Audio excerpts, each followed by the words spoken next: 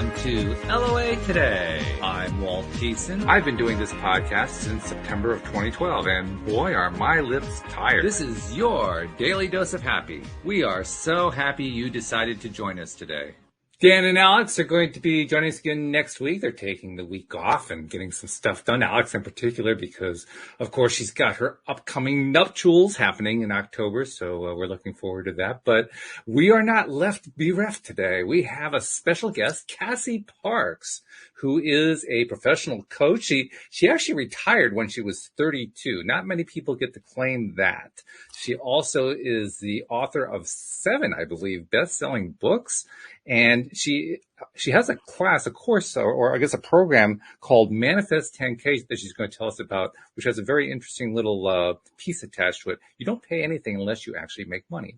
Very interesting. So Cassie Parks, welcome to the program. Thank you for having me. I'm excited to be here. I always love joining fun, happy podcasts and talking about the law of attraction. So I'm excited. Well, you are in the right place. We are all about the fun here. This is a very good thing. So yeah, tell us a little bit about yourself. Give us a little bit of a background. Yeah.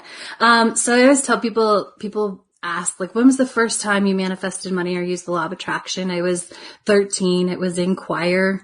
There was a fundraiser, and if you sold so many things the first night, you could get entered into this drawing for $20. And so, yeah, I was like, I want the $20. There you go. So I went home and sold the things, and I visualized, sitting in class and seeing my teacher pull out a name and hearing my name. And the next day I was the third person called. And I would love to say I was, manifesting genius since then, but I did what most people do. It's really easy that first time, and then we kind of start to get in our own way. And I would say it was probably, 15 years until I started really leveraging the law of attraction in what I call the right way. I definitely have 2 phases of my life, when I was thinking I was doing it right and when I was doing it right. I got to ask you something too. It just came, I don't know why this even came to me just now, but it did. Because of course we've been manifesting all of our lives. And, right. and you used a phrase that I think everybody who's ever explored this topic uses, I manifested for the first time. Well, we've been manifesting since we were born. The problem isn't that we weren't manifesting. The problem was controlling it, getting control of the steering wheel.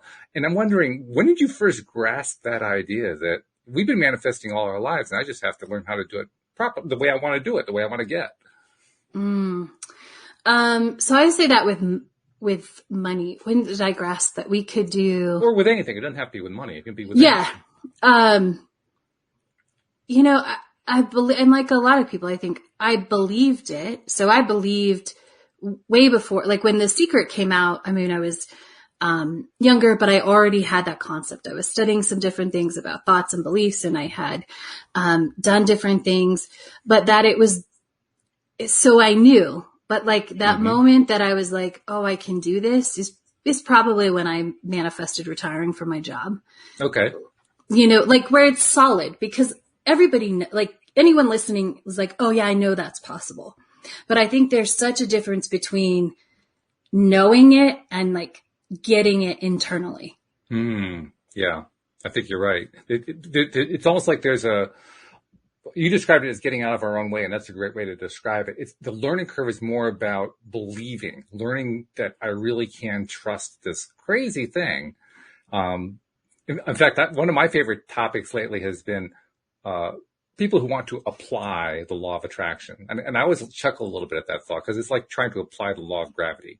I mean, we don't wake up saying, okay, I'm going to manifest keeping my feet on the ground today. I mean, it's just part of the conversation. Right? But we want to do this special thing with law of attraction. Like it's not the law of the universe. It's something we have to actually grasp and we have to pull into our lives, or else we won't actually have it, which isn't true, of course. Right. It's there, whether we're consciously guiding and using and leveraging or not. Yes, exactly. So yeah, I was kind of chuckling at all that, but anyway, all right. So we have a little idea of how you got started, but when you got to the point where you decided you wanted to retire early, and in your case at age 32, which is cool. Kudos to you for that one. That was pretty hot. So tell us how that went. How did that go? Yeah. So I had been trying to manifest, right? Again, like you are, or it's always working. You're not really trying. You're inputting the right data or you're not. And I had been trying to build my business to leave my job. I wanted to have a coaching business. I wanted to be a coach. I'd always thought I wanted to be a counselor. When I started to become a counselor, I realized there had to be something faster and I wanted to be a coach. And so I was pushing and pushing and pushing and trying to manifest like my coaching practice being full in order to leave my job. Mm-hmm. And there came a point where I got tired of that. And I remember just sitting, it was like, it wasn't fun. Which is important. There's no doubt about that. Yeah, it's so important. I was pushing so hard, not having any fun in order to get to a place where I could have fun. I know, right? Yeah. After you do it, it seems so obvious. But when you're in it, like yes. I just got to keep pushing harder, right? And so I really came to that moment. I remember sitting in my car and being like, what do you really want? And I went back to, I was 19 and I realized there was this thing called being financially independent where you could have passive income enough to pay your bills. And I'm like, that's what I wanted. I do want a coaching practice, but more importantly, I want to be financially free and have the choice to go to work or not. Mm-hmm. And so, so that was like, okay. So I really put everything for my coaching practice down, and didn't, do any official, like you said, we're always using the law of attraction. So I put that all down, and followed inspiration, started having more fun in my life, doing the things that I wanted to do. And one day I was inspired to look up what the least expensive place in Denver was. I don't even know where that inspiration came from. I wasn't looking for, it was just like, I wonder, typed it in. And, I don't think it was the least expensive, but a couple pages into the Zillow search or whatever it was, there was this condo and I'm like, that's cute. And I called my realtor, like, let's go see it, cause it was something I could do in that moment. And so financially, so we went to see it. And while we were looking at it, someone else put an offer on it. Which was fine. Sounds like the real estate market today, actually. It does. I know. And that, like at this moment, that wasn't how it was working, but, right. But seeing that place and the potential and connecting the dots of, I have money to invest in this place now. I can afford it, and adding up the dollar, like, I can make $300 a month, I think is what it was, and I could repeat that. And I already had I had a couple of investment properties that I had lived in before, but it just really was following that inspiration that put all these pieces in place. Like, you could do that. And you have enough, because I'd been really working on my money mindset at the same time and doing a lot of things that I like only investing in my happiness. So I had a sizable savings account. And I'm like, I could do this a couple times and I'd be closer to paying my bills. Yeah. And so I just followed that path and the inspiration. And I came up against those things where, I didn't get the next condo, or the numbers didn't work and I wasn't willing to go higher. They weren't willing to come up, and so it was an evolution. And then I found one, which was technically, I could have lived there and paid all my bills passively, but I didn't want to, I wanted more income than that. So, but that is a very powerful moment, because that was the moment, like, it's really a choice now if I go to work every day. And so I stayed about a year. Was that like an eye opener at that point when you realized I really got that? Yeah. Yeah. Like, this is possible now, because it wasn't that long after I asked myself, what do I really want? I mean, it was 6 to 8 months. It wasn't. Yeah, that's pretty quick. Yeah. And it was like, that's really is possible. Like, yeah. And in the process of buying that, the realtor hadn't brought the keys to closing. So my realtor and I had to go back and get the keys out of the lockbox so that I could have the keys. And we ran into a couple who was getting a 2-bedroom place. And I just started talking, and I hadn't even, again, thought about, 2-bedroom. And then I started looking it up, and I'm like, I want a 1-bedroom. I'm going to buy another 1-bedroom that pays the rent on a 2-bedroom. And just, left it open when I wasn't like, I didn't set up any searches. I wasn't diligently looking on the internet. But if something came up, I'd go look at it. And if it didn't feel good, I wouldn't do it. And then my sister happened to be looking for a place.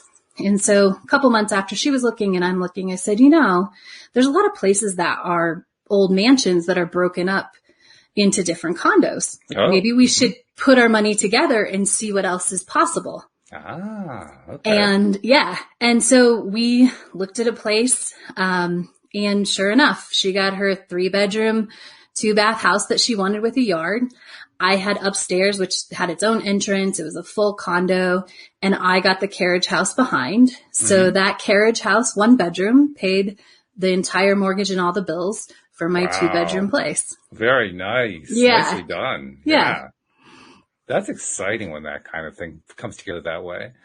And you went through barriers along the way. You kind of skimmed over that because I know you were trying to tell the story in a concise time frame. But the fact is, you run into these barriers along the way, and sometimes they're the ones that become the great big stumbling blocks. Did you run into any of those where for you it was like, oh my God, I don't know if I can do this next thing? At that point, it was funny. I've answered this question a couple times this week. It was, I was so on the path. There was stumbling blocks, or there was things that could have felt like they weren't working, but I didn't give them that energy because it so felt like this is happening. I resonated with it. I was clear. I was in a patient place.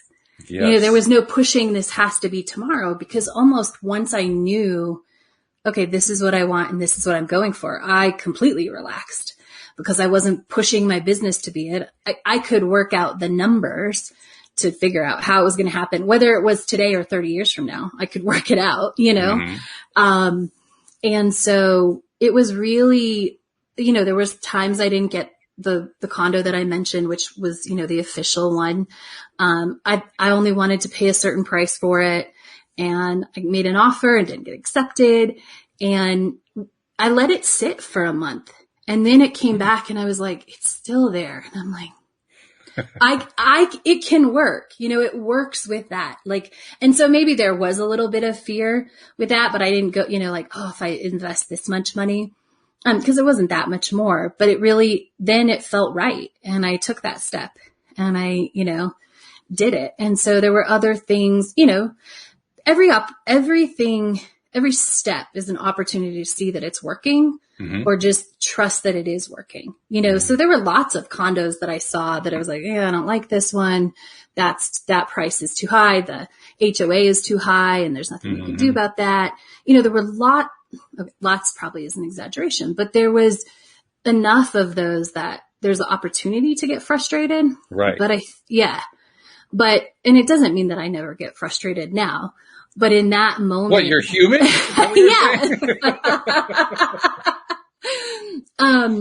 But that was so certain that it was just like, okay, next. Okay. The next one, which is always, I think, the best place to be when you're, law of attraction. Okay. That means it's working out. Oh, that means it's working out, Absolutely. Yeah. By the way, I am seeing, this is a podcast, so most of our listeners, 99% listen to a recording afterward, but I'm seeing a few people coming in on the live stream. If any of you have questions that you'd like me to ask Cassie on your behalf, just type them into the chat area. I'll be happy to do that. But in the meantime, until I see questions, I'm just going to keep going with my stuff because this is interesting. This is an interesting story that you're telling.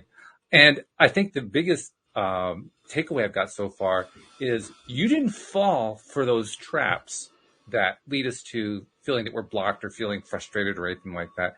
And I'm getting the idea that you didn't fall for them because you had a high level of trust for what we often call the inner being, that inner connection to source. It's like, it's like you had this trust that went beyond trust. Like, yeah, totally. I get it. Let's go with that. Am I wrong? That seems like what was really going on for you. In that moment, yeah. I think, as I mentioned sort of in the intro, I have very two distinct times of using the law of attraction. When I was doing it all wrong. And in that moment, I started doing it, quote unquote, right. And when I was doing it right, yeah. But if we go back to before that moment where I got on that path and surrendered to this is what I really want, I was looking for blocks. I was looking, so much so that that's where one of my big realizations came about is, I was doing a session and, that was clearing blocks, it could be setting your intentions or clearing things, whatever. And I had been trained in this particular thing, and so would a friend. So we would trade every other Friday or something. And she starts doing the session, and there are thousands of possibilities for how this session could go, because you muscle check. And so there's like 12 big things. And then within each big thing, there's probably 30 other things. And there's 100 in each of those sections. So there's a lot of opportunity. And we get about like 3 things in it. And she's like, didn't we do this last time? I said, yes. Hey, recognition's half the battle. Yeah, it is. You know? And I'm like, exactly the same. Of this 120 beliefs, this is the belief that's coming up, you know? And that was when I really started to look at, that was all kind of part of, I'm sure, this moment and letting go that came in the future. But I was like, I can't fix that I'm not attracting money in my business. I have to step into the person who is making money and the person who has what I want. There's only so many things that you can unblock or fix. You have to start living into that. And for me, that was a really big shift that probably led to that trust that came a couple months later. Talk about that idea of stepping into that person. I love the phrasing, and I've heard a number of different ways of describing it, but I'm curious, when you think about that concept, how do you think about it? Oh, I love this. So on a very sort of like a scientific level, I think of all the multiple possibilities, right? Okay. Probabilities. And so in my head, I have a visual of how this works, that, okay, I'm in this one and I'm going along, or I can step over here to this track and literally step in and see what's different, because the reality is different. You actually imagine yourself taking a physical step then. Yeah. Oh, that's cool. Yeah. And I do some other things with that when I do with my clients, but in my head, I'm like, okay, this is one track and this is the other track. And when I can physically step in here, I can see that reality. And it, takes time to practice, but I look around, okay, what am I thinking in this reality? What am I believing? What do I see? Because there's infinite things that we see, but our brain can't take them in. And so stepping in, I really see as choosing to step into that version of yourself that is who you want to be. I use it 5 years. I use a future self concept, and we work 5 years out, but really stepping in to that person, who you are in 5 years, and becoming more of them in your current reality every day. Yeah. Who were some of your teachers? A lot self-taught. Okay. So, that's a good one. I mean, that's more of that internal connection stuff. So, hey, you're going right down the right path at that point. Yeah, it is. Really the science parts, I started like attracts like, and, I remember that in junior high science. I remember, studying things like visualization because I was an athlete. So my high school coach to this day, she's about to retire, but she has visualized on her license plate. It has been there for 30 years. Yeah. You had some pretty strong influences there. Yeah. Yeah. So, like that. And just, was always geared towards psychology, and I love visualization. I loved learning about studies, whether it was true or not. My psych teacher in junior high, he said that I'm a Bronco fan. Okay. And I was in high school when the Broncos won the Super Bowl. But what he said was, when Mike Shanahan had come, I remember this lesson in psychology, he said, he made the team stop saying, we want to go to the Super Bowl, and start saying we want to win. Like, we're going to win the Super Bowl. We're not going, we're going to win. And I remember that moment, like, oh, that's a shift. That's different. A shift. Yeah. It has a different feel to it. Yeah. And so really just studying and being an athlete and wanting to know, like, how do you use your brain to increase performance? It's really a lot where I've, learned a lot of that. Very cool. Yeah, I like that. Well, I like especially the fact that you're so well self-taught. I find that many of the guests and co-hosts that I've had over the years who have a lot to contribute were self-taught. They learned this stuff on their own. Yeah. One of them, I don't know if you know David Strickle. He's a channeler. It's kind of similar to Esther Hicks bringing in Abraham. He channels the stream of David. But the way he described it was, when he was a kid, he realized he could do this, and he thought he had invented the law of attraction. That's awesome. I love that description. Yes. Yeah. But the simple fact is the ones who have learned it internally seem to be the ones who are the best teachers because they're getting it directly from source. It's the raw, unvarnished information.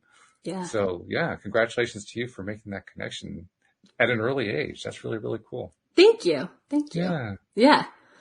So tell us a little bit more about the Manifest 10K program that you put together. First of all, how it came about. Yeah. Because you mentioned before we got going here that there was an inspired aspect to it. And then tell us what it's all about. Yeah, absolutely. So in that, that time where I say I was doing the law of attraction wrong, what I was doing. You are living wrong. What is right? wrong with you? Pushing. I was at the same time opening my money mindset and really shifting that. And I was having success there, probably because, definitely because I wasn't pushing. I was just learning and opening to change and, seeing different stories. So some of my teachers, like Robert Kiyosaki has an impact on me. I went to T. Harbecker's event, things like that. And really opened my mind like, oh, there's a different possibility with money.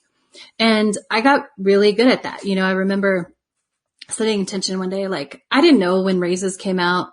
Like I didn't know there was like kind of a structure that normal companies have with I just said, I'd like to manifest a 20% raise. And I just said it. And a couple months later, I got a 20% raise. And it wasn't until like, being at the company, I realized like, oh, there's actually like that was pretty amazing. Like there's a structure to that, it doesn't just happen. You did that, And, so as I kept increasing my money mindset and building that, it was about 6 months before I left my job and I'd pretty much put coaching down, but I was talking to a friend, with the intention I'd pick it back up when I had the space and the capacity and no longer had my job. And she was in a multi-level marketing company and she's just talking. She says, I don't know if people say they don't have the money because they were just trying to blow me off, but not hurt my feelings, or they really don't have the money and I should help them. And I said, and I go, I could teach anyone. And I think it was like $300. And like, I could teach anyone how to manifest $300. Like it just popped out of nowhere, came out of my mouth. Sure. And I said, I'll make a program and then you can give them the program. And if they do it, they were serious. If they don't do it, they were just, that was the nice way of saying no, thank you. Exactly. Yeah. And so we got off the phone and I outlined the course, I outlined the course as it ended up being in the first revelation. And then I just put it down. And when I quit my job, even though I had enough passive income to pay my bills, there was just something. And I'm like, about not having a paycheck that I could tell my thoughts were not, I'm like, I got to get this under control. Otherwise I know where I'm going. And so I said, I'll write that program that I have and I'll do it first. I'll be the first person. There you go. And so I wrote that program. And along with that, I did a lot of scripting because what I knew from the times of pushing is I had gotten really familiar with being a coach who doesn't have a lot of clients and who doesn't sell a lot of programs. And I'm like, you have to get familiar with being a coach who has a lot of clients and who has people who are investing. Yeah. And stepping into it once again. Stepping into it. Yep. And I'm like, you have to know what that feels like because now you don't. You have a lot of experience that is not that. And so I would script as I wrote that course. And when I released that course, I had 170 people. Wow. That's quite a launch. It is quite a launch. A first launch. That's whoa. And you were scripting, you said. So every day when I write the course, I would just open up a note on my computer and I just start with whatever came to mind. Like, oh, my course is awesome. People are manifesting so much money. People love it. I just heard Joan, say she manifested $1,000. I love it. And I just go and go and go until I came to a stop. And then I'd go back to writing the course. And if at any point I got stuck writing the course or I didn't know, I had the outline, I wanted a story for each thing. And, but if I got to a point where I was like, I don't know what to write next, I would immediately go back to scripting. And, really interesting. Yeah. So you were essentially, I don't know if you were doing this deliberately, but you were essentially reconnecting to source every time you came into a block. Yeah. Wow. Yeah. Well, no wonder you're so successful. My God. Right.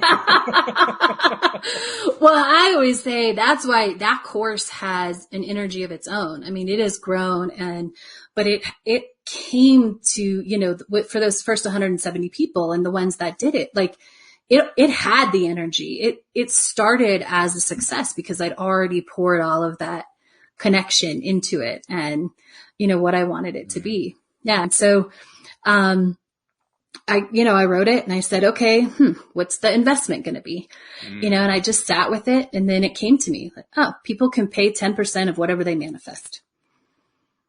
And I said, okay, that feels good because it feels easy for people to say yes. And, I said to them, I'd get the question from my friends when I tell them who were kind of in the LOE, oh, what if someone doesn't pay? I'm like, I'm not worried. Like I'm going to get paid. That's on them. That's their business, right? I'm not putting my energy into, oh, if someone gets this course for free, if someone agrees to pay and they don't pay, like that's all going to get sorted out in the universe. I need to have nothing to do with that. It's not like the law of attraction stops operating when you're in business. Right. Right. And I'm going, I made $10,000 from that first launch. I had people that manifested $25,000. Nice. I had people that manifested $1,000. Wow. Yeah. First program out of the box. Bam. Yeah. Whoa. First program doing it right. Yeah. Well, sure. Yeah. I had launched many programs. Then the most I'd ever had was 2 people. Ah, okay. Yeah. So this was a breakthrough moment then. Yeah, absolutely. Oh, okay. Yeah. Very cool. Now we do have some commentary and questions coming in here, so I'm going to throw them up. First one comes from Jane, although she says she's actually 3 people, Jane, Becky, and Amanda. They're all watching from Indianapolis. So Jane says, coaching for activating your future self now. You talk about visualizing your future self 5 years ahead. What if that is so different? In 5 years, we'll have an empty nest. Now we have a kid in the house, feels so far away. Yeah. And this is great for people who are going to be empty nesters because you want to step into what that's going to feel like. You want to know, and you don't want that, going back to kind of what we just talked about of, the experience of not having any clients to the experience of having clients. Like you want to be choosing and directing that now, not getting to, oh, I'm an empty nester. I don't know what I'm going to do. And kind of going through that, like choosing and stepping into that right now and visualizing, okay, what does that look like? What does that feel like? What am I free to do? How am I connecting with my children differently? Right? How am I supporting them? How am I supporting myself differently? All of that is going to open up to pave that way. And that transition is going to be a lot easier because you've practiced it. You've been there. Yeah. Got a comment. This is an interesting one, actually. This is from JB, who apparently has worked with you before. He says, well, please tell Cassie that I participated briefly in her Manifest Before You Pay program earlier in the year. And although it didn't work for me, I am very appreciative for her. So thank you. Yeah. I mean, I hope you showed up to calls and got coaching and did all of that. And so you are welcome. And then another Jay, this is Jeffrey, who's one of our regular listeners. He jumped in and said, I want to step into the life of an international writer / editor and adventurer with food, wine, and tarot. Awesome. Love that. Yeah. Yeah. How can you do that right? Like, how can you do that today? What's one thing you can do today to step into that, to get that experience? We can't unknow experiences that we have. So any piece of that experience you can get is opening up and growing that. So I would just ask yourself, how can I get one piece of that today? That's very good. When you are coaching people, do you coach them to do daily stuff? Yeah. So my assignments are about 20 minutes a day. Okay. On average. So sometimes it might be a little longer. Sometimes in the future we do some longer assignments, but I believe you can create everything you need in about 20 minutes a day. So one of the things that I think all of us who have been in these circles for quite some time see a lot of is people complaining that, they did the visualization, they did the affirmations, they did this, that, and the other thing, and they're not getting what they wanted. They're getting the wrong thing. Was it like not 20 minutes? I mean, there's so many things, right? And as a coach, and the more and more I coach, the more I see it. So there's people that are pushing so hard and they're doing like 100 things a day. Mm-hmm. And then they have 100 things they think they should do. And that's only kind of an exaggeration. Like I've seen lists that are like that long, say this many affirmations, visualize, do this, do that, all these things. And they're only getting maybe half of it done. And then they're spending all day judging themselves for not doing enough. Yes. Right. Mm-hmm. And so there's this doing it, like doing the work is it's a very interesting concept because, I think you can do it in 20 minutes a day, but it depends on what you do the rest of the day. Like, are you judging yourself or are you trusting yourself? And that's not something that's part of that stepping into. You can't put that on a list. You can't, you can, but it's not a check off item, right?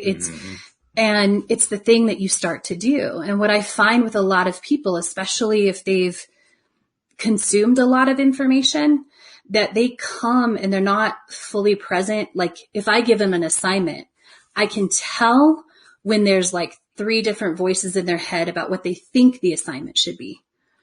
Not what I actually wrote. It just happened with someone the other day. I even went back and I read it and I said, nowhere in it does it say, think about the negative thing. And I was pretty sure it didn't, but I always check to make sure, like, did I type something? Like, and because she was certain. When you're scripting, you're basically coming, whatever comes to you, you're putting in there. Maybe you put something in, you didn't realize you put it in there. I mean, so you have to check. So I check cause I have tons of assignments and I always look for, okay, did I say that a little, could I make it clearer for them? Right. And, but what I could tell is that that's old information.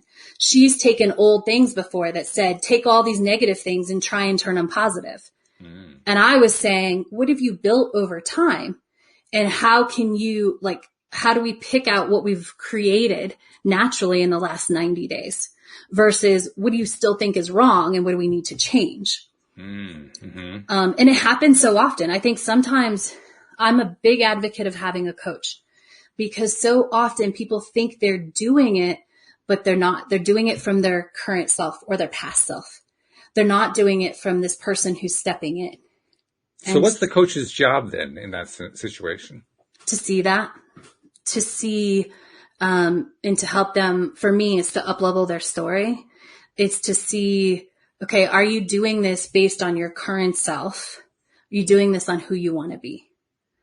Because those are 2 different things. Are you opening up to what's possible or are you just regurgitating more of the same? So let's talk a little bit about that alternate self that we're trying to step into, because it's very clear with your method, that's like the cornerstone. That's where it all begins, ends. It's everything in between. It's all in that stepping into. So you're coaching somebody on stepping into. How do you get them to take that first step? So I start with Manifest 10K. So we start by manifesting money. We start by creating that belief that it works. And so even in Manifest 10K, the way that we start stepping in is there'll be little exercises about just looking at money and becoming aware of how you feel, not trying to change it, just letting that awareness change, because awareness changes us. We do a fun little scavenger hunt to, okay, today you got to find a penny, nickel, dime, and then a quarter in that order. Right? Okay. So it becomes fun. We're not trying to, become a millionaire, have a millionaire mindset right now. We're interacting in the fun, the person that you want to be, because somebody who has a lot of money, if you think about it, has more money. They probably have more fun with money just by nature, right? If you're stressed about money, you're not having fun with it. If there's more than enough, if you have 10, I can attest to that one. I know how that one feels, by the way. Yeah, right. And so when that is in your bank account, so I start with $10,000 because it's big enough that you can't how it usually, but not so big that it's overloads your brain. And so if you had $10,000 in your bank account, you just look at things different. When you walk in a store, right, there's more options. So you give yourself more possibilities, whether you want to take them or not. Yeah. You're more open. right? Or if you want to invest in something, you feel that's more possible. And so I start small by just, it's not tricking your brain, but opening your brain in a way that circumvents that fear response of, oh my God, we're going to go be a millionaire. Like, no, we're just going to have some fun with money. We're just going to build a better relationship with money. And we start there. And then we get clear in the beginning too, so that we know where we're going, very clear about where we're going to invest the money. Because that's also stepping into the person. A lot of people, this ties into your question, but a lot of people will ask for money and they don't recognize it's coming in.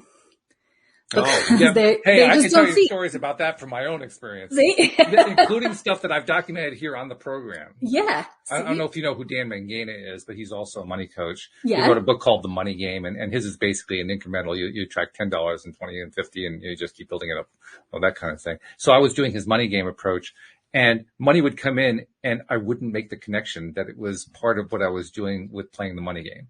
And then I would fail to make the connection while talking on the show about the fact that I hadn't made the connection, except there was that one check that came. Oh my God, I actually did it. It was that kind of a thing that would happen. And it happened like 2 or 3 times here on the show. So yeah, we totally get it. It happens. Yeah. And so one of the people that's stepping in is the person who sees it, right? So we talk a lot about that, like paying attention. There's an assignment, like, so that it reminds them, okay, how you seen money in the last week, right?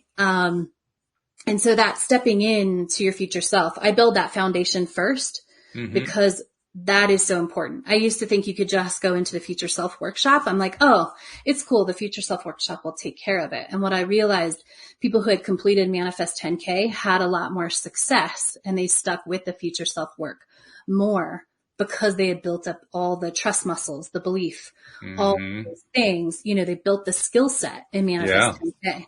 Yeah. And then, so to teach someone how to step in, we spend 3 days investing in your future self. Because what most people think is they like, oh, I want a new car. I want a new house. I want, love of my life. I want great health and whatever else, right? Maybe I want a dog. And they stay in that want. They're not, what does that life look like? What does it look like when I walk that dog around the neighborhood where my new house is? How am I feeling when I'm seeing this amazing view every day? Like, they're not tapped into that. They're not tapped into their senses. They're tapped into the I want. And so we invest a lot of time, 3 days, getting clear about who your future self is on all levels, the depth, what happens. So then that stepping in is a little bit easier because we have a very clear picture. You're not just somebody who wants a dog, a house, a car, health, and whatever the other thing I said was.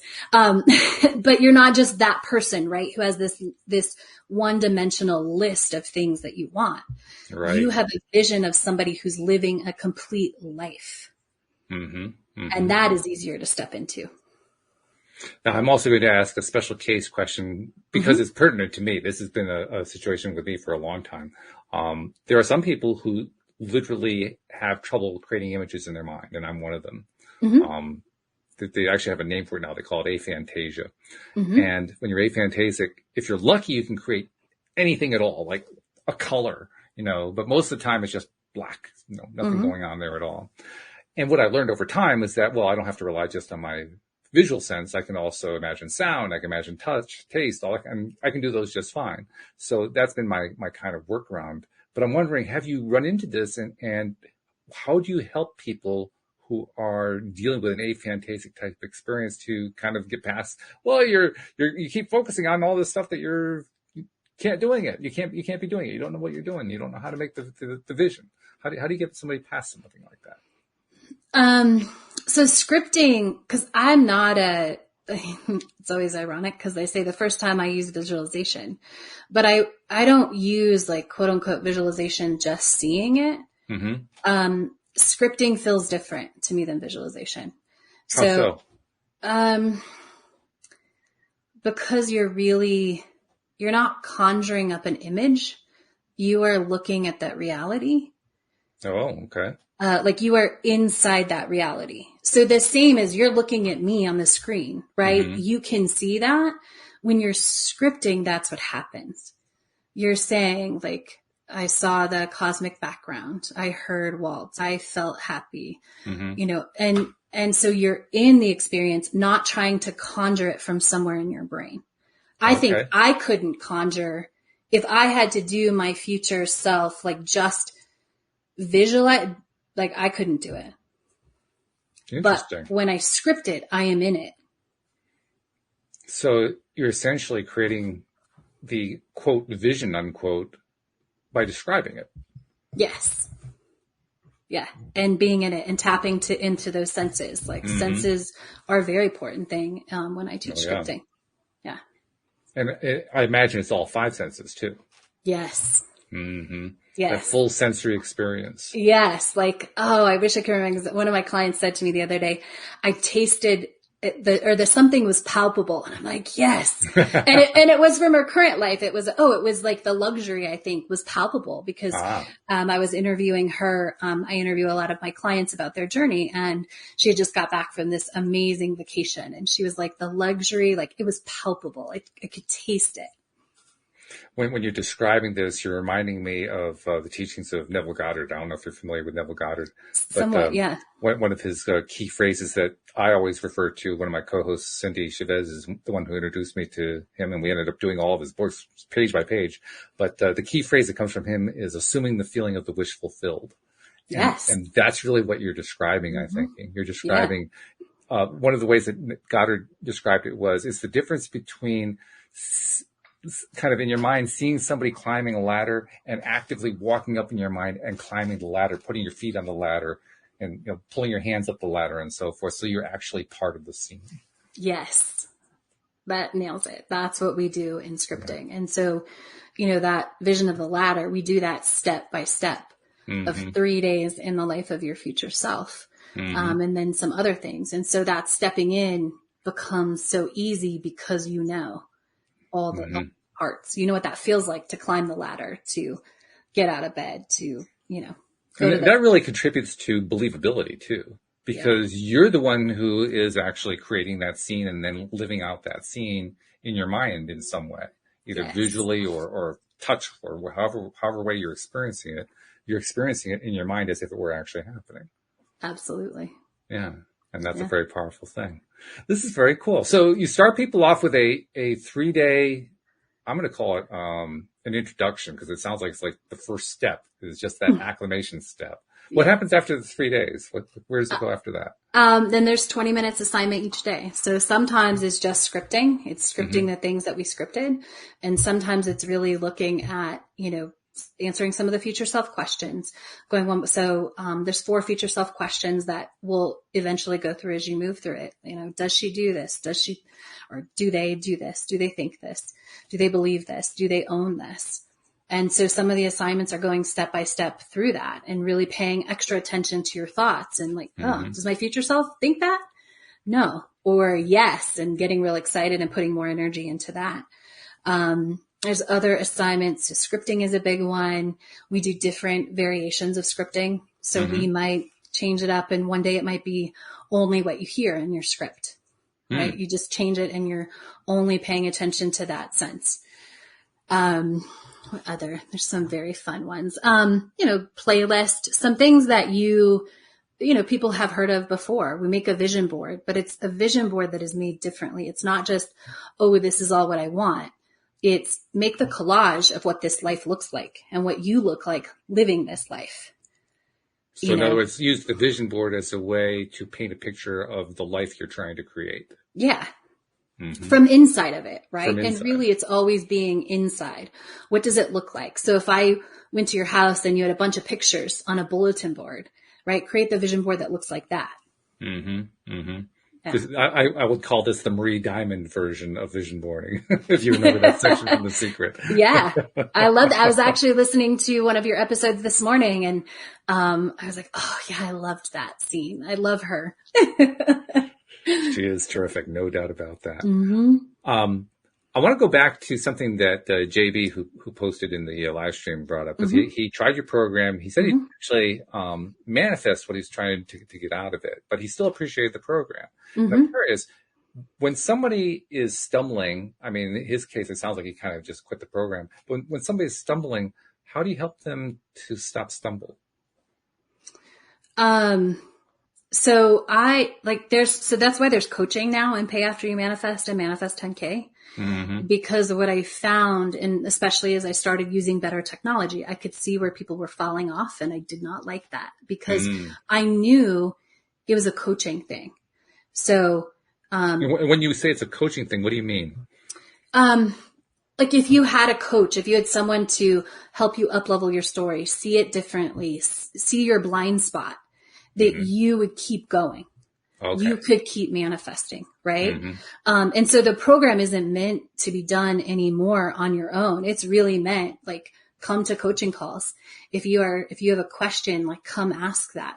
It's really meant to be, to get feedback. So in the beginning of the year, and I don't have a vision of who this person is, but, people would get to the end of and I wouldn't have seen any assignments. And I'm like, you can't, if you don't show me your assignments, I can't coach your blind spots. I can't coach you when you're missing it. When I said, go down path A and you went down path Z to the nth degree, I can't help you get back on. And so when someone shows up, I'm trying to think of a question someone might bring. A lot of times it's, what if it doesn't feel like it's happening? And we coach, like very often you'll get an assignment to find more evidence, right? Find more it's happening. I'm trying to think of another question that came up today. No one was. Why are you going there? I'm going to go back to what you just said, because you said something very interesting. Finding evidence that it's happening. Yeah. Because that's not normally the reaction people typically have when they're bringing up the idea, well, it's not really happening. Well, I'm going to go find some evidence that it's happening. You don't hear that very often. Yeah. So talk about that for a second. That's pretty important right there. So my definition of evidence is, it's what's showing you what you want is on the way. So it's not the thing, right? It's not the $10,000, but it's a sign that you see of $10,000. And so it's easy to go, oh, well, whatever, except for when you really understand what's happening and you're making your focus sharper on what you want. So you're not dismissing as much anymore. Yes. And you're seeing what you want. I mean, it's already there. You're just not seeing it because of where you're focused, because of the story in your head that I don't have $10,000. When you start to see that $10,000 sign, that's a sign. When you start to hear somebody behind you at the bank talk about, or with the teller talk about making a $10,000 transfer, it's getting closer. And when you are becoming someone, because that's what manifesting, it's not just about it's about becoming the person who has those things. And when you're shifting from someone who does not have that to someone who does, it's a process. And so when you look for evidence that it's coming, you're amping up your belief and you're seeing the change in yourself. Like, oh, I never would have heard that before. I never would have heard, and it happens all the time with my client. They'll go, yeah, I went to eat somewhere and they were talking about a $50,000 boat behind me, or making $100,000 investment. And they're like, I've never heard anything like that before. I've never heard anyone say that before.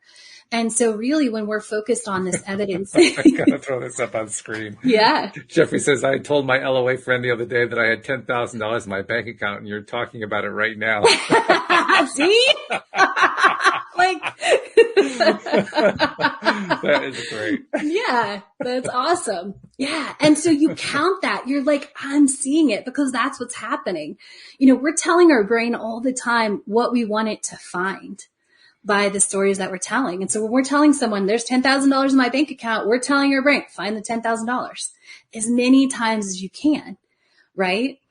And so counting that evidence is so important. And it's such an important muscle because when you become like an evidence machine, you're like looking for it all the time, which is how I am with, I have a podcast and my co-host and I talk about living loved, but like we'll call each other like, oh my God. And we'll be like, I saw a purple tiger. And like the other person may or may not know how that ties into something that we're creating, but we're like, oh, that's awesome.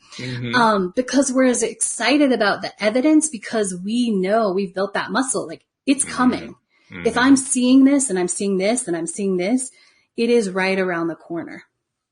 That's a really interesting approach. I like it. I mean, it certainly is it resonates intuitively. I think anybody hearing that is going to say, yeah, well, of course. I mean, that makes so much sense. But how often do we actually go out of our way to create that muscle? Right. That's a very cool concept. I like that. Thank you. When somebody is expressing interest in what you're doing and what you're offering and so forth, how do you guide them? How do you start them off? Is it just go for the 3-day program first? Or, I mean, is there a series of steps, or they read a book? I mean, what's the way to get going on something like this? I mean, if they know they're ready to get going, I would say jump in and manifest 10K and choose the path that supports your manifesting. So you can invest upfront, $1,000, or you can pay after you manifest, and that pay after you manifest contract goes beyond the 10,000. So if you manifest winning the lottery of $1 million, you owe 100,000, right? If you only manifest $100, you owe $10. And so you pick the path that aligns with your manifesting and what feels best to you. But that's really where to start, because you can't even take the 3-day course until you've completed Manifest 10K. And when you talk about completing Manifest 10K, what exactly is that? What, I mean, is it a course? What is it? Yeah. So it's a course online, about 20 minutes a day. It starts with about 8 hours worth of pre-work to really prime your brain to see this stuff, to start catching the stories you don't even know you're telling about money and upgrade those. And to really set you on the path to manifesting lots of money. So you do the pre-work, and then you get into the official Manifest 10K course. Once you've completed the pre-work and you get into Manifest 10K, you also have access to coaching. So there's 4 coaching calls a week. So if you get stuck and you're having a problem, not understanding something, you get to come to one of those calls. Sometimes I will say, so there's daily assignments that are 20 minutes. You're doing an assignment and it's too hard. Like, it's not landing coaching over the computer. I'll say, bring it to a call. We work through it together to get you to that best possible place. You can also listen to the recordings of calls, but basically you get in, it's a 20-minute assignment every day, 5 days a week. You do it. You show up to coaching calls, and the best part about the calls is coaching, but the better part is celebrating, telling how money is showing up. We talk about money. We talk about when money shows up. When we talk about when a penny shows up. We talk about when somebody, gives $10,000, or when they cross the $1 million manifested mark. Like, we talk about all of that. So you're in this space of it's happening, of a lot of people that it's happening for. And we celebrate evidence. People share evidence every day. People share it's happening. People gather evidence from hearing other people's stories. Like, oh, they just got it. That's my evidence. Yeah. Like Jeffrey talking about 10,000 and then hearing this particular show today. Yeah. Yeah, absolutely. And so then you go through, and the course can be done in about 4 months. I would say the average is about 6 months, because people get to a place and they just need to grow into a little bit, or they decide to take it a little bit slower, which is all great. Because when you slow down, you can really take it in. It's a very good point too. Taking it in is most of what you're trying to do anyway. You're trying to absorb it. You're trying to make it part of who you are. Yes. So yeah, that makes total sense to do that. Now, everything we've talked about here has been about the money side. And certainly, I mean, if anybody talks about what the top 3 things are that people are trying to manifest in their life, money's probably at the top of that list. It is like 9 times out of 10. There are other couple things that tend to show up a lot though. And I'm curious, do you coach or help on those things? The 2 being relationships and health. Those are the 2 things that I think get a lot of attention. Is that part of the program? Is that like advanced student treat or something like that? But yeah, absolutely. So what I have found is that when you shift your money story, which is when we start manifesting money and you start getting really good at that, because you're up leveling who you are, everything else changes. So there's like an automatic bonus of those 2 things getting better. And I do coach on that. So I have a 3-day, the Future Self workshop. I have one that people can pick that is specifically about attracting a relationship and the one that they want. So clients can do that. And my clients will do money one year and the relationship the next. And then health, we really do a couple different ways. So because health is one of those things, if it's there, you're not focused on it for the most part. Sometimes if you're really like an elite, or you're, like I do have a client who's an amazing bicyclist, and she's breaking all these records and proving different things. She's a health coach, right? But when people want to manifest health, it is generally because they feel in some way unhealthy. Yeah. Yeah. Typically. And so what we do, we'll spread that in the future self. So like if you want to be able to walk without pain, if that's something that comes up when you're scripting your future self, you are in that place of feeling the absence of pain. So, right, when you're walking, you're focused on what's the beach smell like? What's, what flowers do you see? What sounds do you hear in the distance versus that pain? And that is how a lot of we shift health. That makes a lot of sense too, because what you're really doing is you're shifting attention. Yes. When you change that attention, you're going to get different results. So without even knowing what the shift in attention is, you still know you're going to get different results. You just don't necessarily know what the results are going to be. But just the shift is going to do it. And that's huge where health is concerned. Absolutely. So, yeah, I'm totally on board with that. Yeah. We only have a few, as usual, these hours fly right by, and we're down to the last few minutes here. I want to do two things. First, I want to give you the chance to tell people where they can find out about how to sign up for the Manifest 10K program, because there are going to be people who want to do that who are listening to the program today. And then I want to just touch on, you mentioned that in your on your website page, you mentioned how you have these bestseller books. Are there any particular books that you want to recommend that you've written that people might want to check out to learn more about what you do? Yeah, absolutely. Manifest 10,000. I just brought a copy with me, is great. It's the program in book form, and I had people manifest from this book. Like, cool. Yeah, I have a client who gave it to her friend, and she's manifested $10,000 time and time over. And she's like, ever since you gave me that book, I just keep manifesting another 10,000, another 10,000. That's fun. Yeah. So if that's, you want to explore, you want to know more about what the program is, make sure we vibe before you would want to get coaching on that. You can definitely grab that on Amazon. I have one called Double Your Business, which is about scripting and attracting that. And also Lifestyle Design for Champagne Life is all about scripting and about the 3 days that I do. So if you're a do-it-yourselfer, you can go there and tells you how to do it. All right. And then how do they actually sign up for the Manifest 10K program? Yes, you can go to payafteryoumanifest.com. Ooh, I like that domain. Payafteryoumanifest.com. Ooh, that feels good. Yeah, I like it too. I mean, I could give out cassieparks.com. You can get there, but it's just more fun to say payafteryoumanifest. Payafteryoumanifest.com. Sure. Yeah. That's going to resonate with a lot of people, I think, especially, I mean, and I've been in the place, I'm not sure if you have too, but I've been in the place where there was no money, where there was deep debt, where you're terrified of money. That domain at that point in time would have gotten my attention. I can tell you that. Yeah. It would have got my attention in a big, big way. So yeah, payafteryoumanifest.com. Okay, sign me up. I'm ready. Right? Yeah. It already takes that pressure off. You weren't, there's no added like, oh man, I paid for this. I have to manifest. And that's really, I know we manifest from the best feeling place. And if that is how it feels best to you, then I want to give that to people. That's really, really cool. Well, this has been great. I have really enjoyed getting to know you and learning about what you do. And I love your story. I mean, you've had some really interesting and exciting things happening. So all I can think of to say is, let's stay in touch. We'll bring you back sometime we'll figure something out to bring you back and to do another show. But thank you. This has been really great. You are welcome. Thank you for having me. It's been so much fun. Good, because that's the goal. That's the goal, right? Your daily dose of happy. So if we're helping you too, hey, another win for us here on Elevate Today. I love this. This is really good. Amazing. Well, you have the right attitude. You have the attitude that we're always looking for, which is, where's the joy? I mean, that's part of your finding the evidence thing, I think. That's where it really comes from. But, man, you just have that in spades. Thank you. Chills running up and down my spine. I like that. So thank you, Cassie Parks. Thank you, live streamers, for all your contributions and sharings. Thank you especially to our podcast listeners everywhere, because without you, we wouldn't have a podcast. We'll see you all next time here on LOA Today. Goodbye, everybody.